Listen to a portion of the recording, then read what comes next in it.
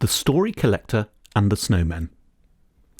Once upon a time, there was a small tribe of snowmen living in the ice forests of the frozen north. Now, for those of you who don't already know, snowmen are extremely small, only about 2 feet tall, are covered from head to toe in thick white fur, and have long, thin arms and short, skinny legs. Their eyes are small and intelligent-looking, their mouths wide and expressive, while their fingers are both long and particularly nimble. They also have one other feature that is, in many ways, their most remarkable. Snowmen have absolutely enormous feet. These huge feet have 3 toes each, which is why you'll sometimes find snowmen referred to as the 3-toed Yeti, but not very often, because snowmen are extremely shy creatures and hardly anyone has ever seen one. What many travellers to the ice forests of the frozen north have seen, however, are the snowmen's footprints. This has quite naturally led them to suppose that the snowmen, or 3-toed Yeti, are themselves absolutely enormous creatures, and has made it seem all the more surprising that no one has actually seen one. The other remarkable thing about snowmen, for those of you who don't already know, is that there are hardly any snow women. Snow women are a little smaller and a lot shyer than snowmen, but they have even bigger feet. Snowmen spend a lot of their time forlornly wandering through the ice forests, looking for the footprints of a snow woman to follow in the hope of meeting her.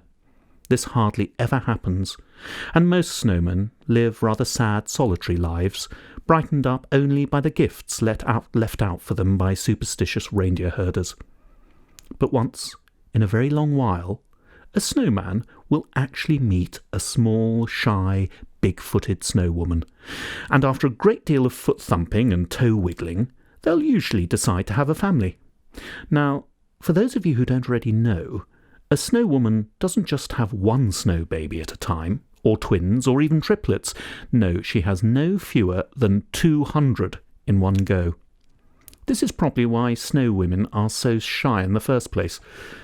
Now, one snowy day, a snowman was wandering forlornly through the ice forest when he saw a sight to melt his snowy heart. It was an absolutely enormous footprint. In fact, a whole line of them. He immediately started following them. They led through the ice forest and into a clearing where they ended just beside an old Crane & Sons aeronautical snow chariot Mark I.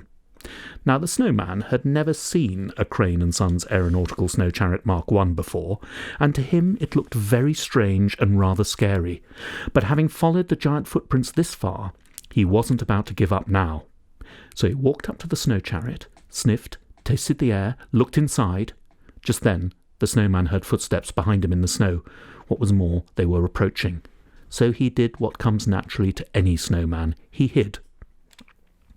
Wilfred Macpherson, academic explorer and story collector, appeared a few moments later.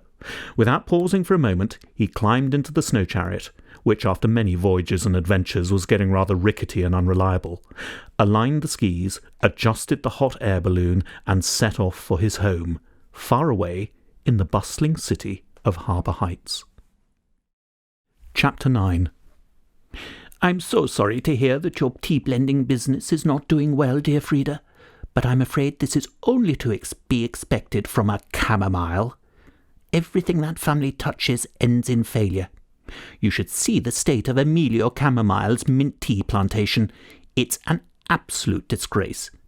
We had a fearful argument about it, dear sister, but being a chamomile, of course, he wouldn't listen to reason.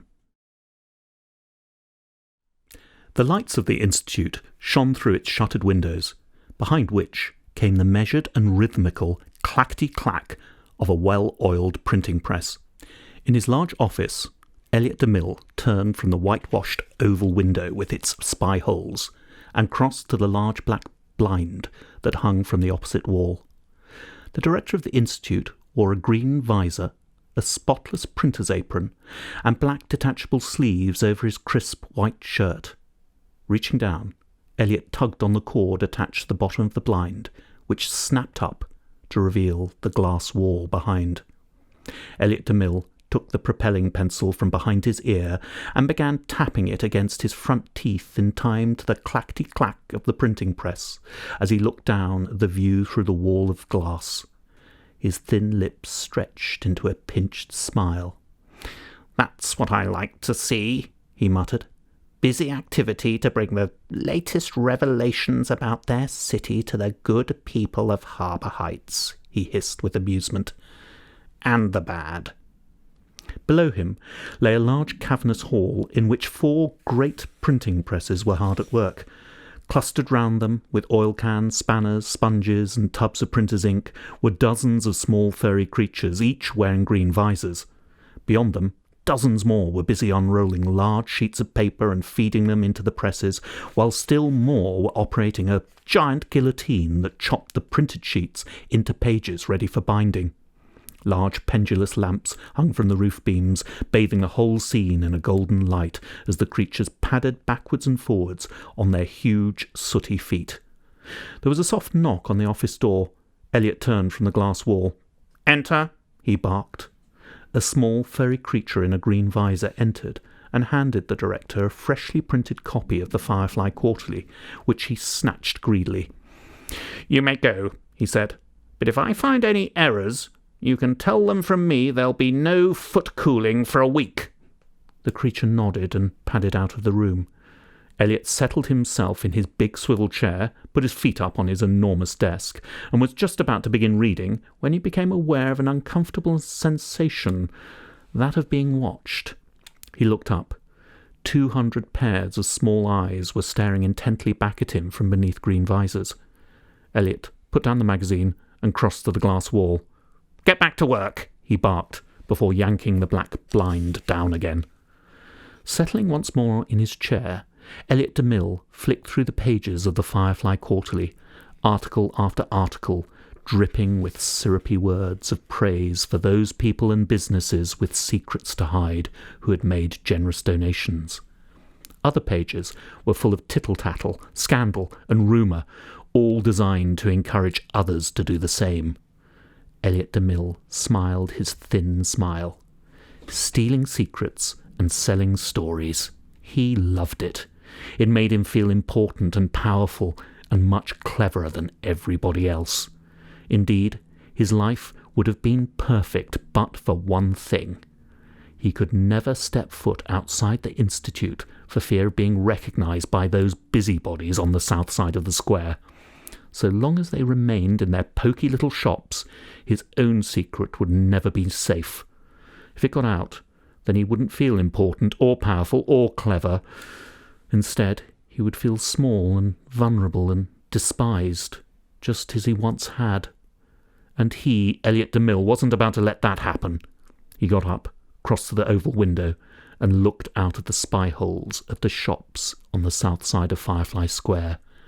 "Soon," he whispered, "Firefly Square will be all mine."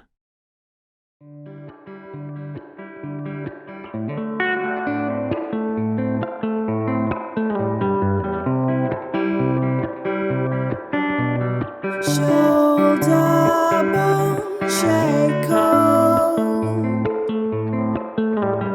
and take hold. Somebody should take you home.